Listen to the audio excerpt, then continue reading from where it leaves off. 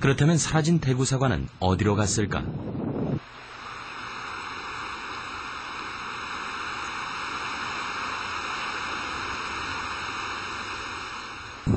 강원도 영월.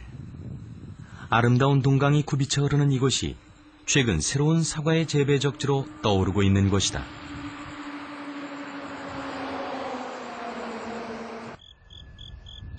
강원도 산간 지역의 대부분이 그렇듯 영월 역시 과수 재배는 꿈도 꾸지 못했던 추운 곳이었다. 하지만 최근 연평균 기온이 11도를 넘어서면서 사과 재배 최적 온도로 알려진 연평균 13도에 근접하기 시작했다. 영월 사과가 주목받기 시작한 것은 그때부터다.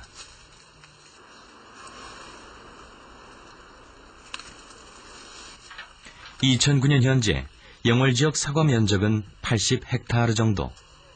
10년 전보다 2배나 늘어난 수준이다. 특히 해마다 15헥타르 정도가 계속 증가하고 있어 앞으로 영월 지역의 사과 재배지는 더욱 늘어날 전망이다.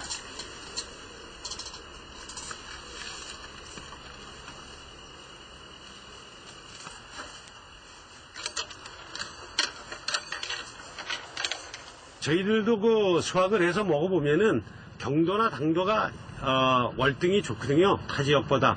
그리고 저 아래 지역보다도 더 좋다는 게 그 경도면에서 상당히 좋습니다. 여기가. 그러니까 씹는 맛, 아삭아삭하다는 맛이죠. 현재 사과는 영월을 비롯해 양구, 평창 등 강원도 산간 지역으로 재배 적지가 대거 북상하여 이동하고 있다. 감자와 옥수수가 전부였던 척박한 강원도 땅이 과수 재배 적지로 바뀌고 있는 것이다.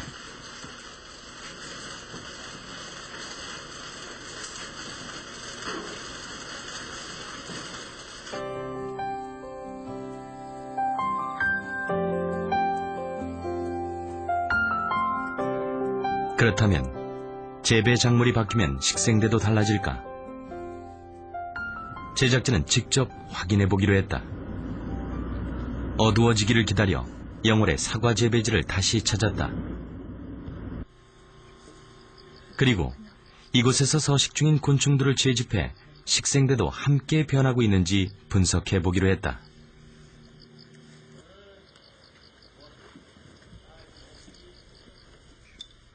영월이 사과 재배지로 바뀌었다는 것이 혹시 인위적인 노력에 의해 사과나무만 옮겨 심은 것은 아닌지, 기후변화와 함께 자연스럽게 식생대도 변하고 있는지 곤충들을 통해 알아보려는 것이다. 나무는 옮겨 심을 수 있지만 곤충까지 인위적으로 옮겨올 수는 없기 때문.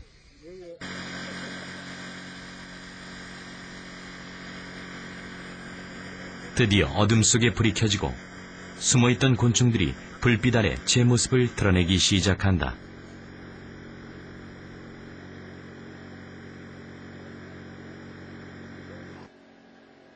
남쪽의 사과 재배지에서 살던 곤충들이 과연 이곳 영월로 이동해 왔을까?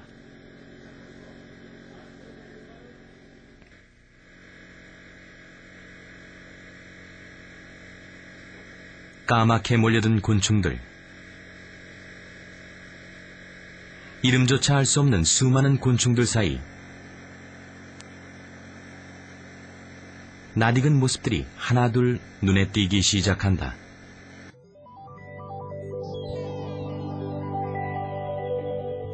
복숭아 심심나방을 비롯해 사과 굴라방과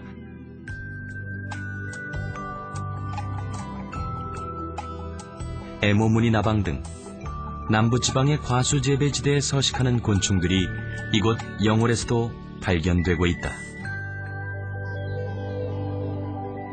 지구가 온난화됨에 따라서 사과 재배지의 최적지가 북상하고 있습니다. 이와 관련해서 남부지방에만 서식하는 곤충상들이 이곳 영월 지역에서도 조사되고 확인되었습니다. 이와 같은 결과는 지구온난화가 됨에 따라서 식생대가 북상하면서 그와 동시에 그 곤충상들도 같이 북상하는 걸로 보입니다. 작물 재배지의 이동과 함께 식생대를 옮기고 있는 곤충들.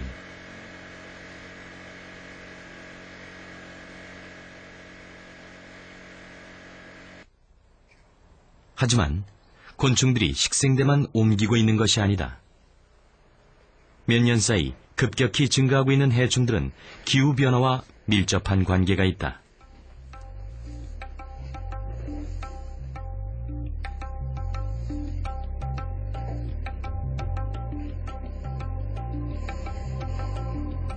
최근 과수와 농작물에 가장 큰 피해를 입히고 있는 갈색여치.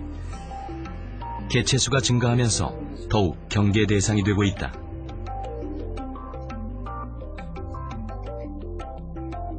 (3cm의) 긴 산란관을 가진 이 갈색여치는 땅속 2-3cm 깊이에 산란관을 넣고 알을 낳는다.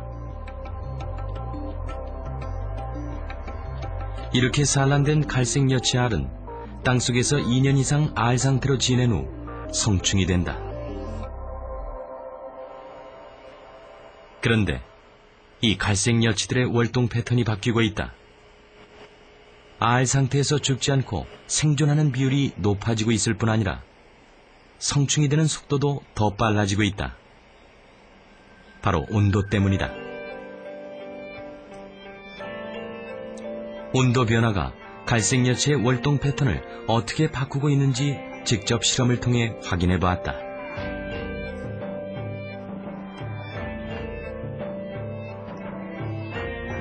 우선 갈색여치를 20도와 27.5도로 서로 다른 온도에서 사육한 다음 갈색여치가 낳은 알을 비교해 보았다. 온도의 차이가 산란된 알에 어떤 영향을 주었을까? 우선 크기가 달랐다. 높은 온도에서 사육된 갈색여치의 알이 낮은 온도에서 사육된 갈색여치의 알보다 훨씬 크다.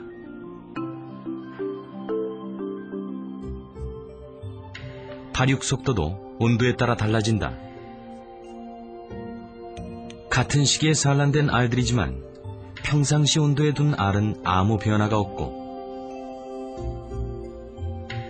온도를 높여놓은 쪽은 이미 발육이 진행되기 시작하는 것을 볼 수 있다.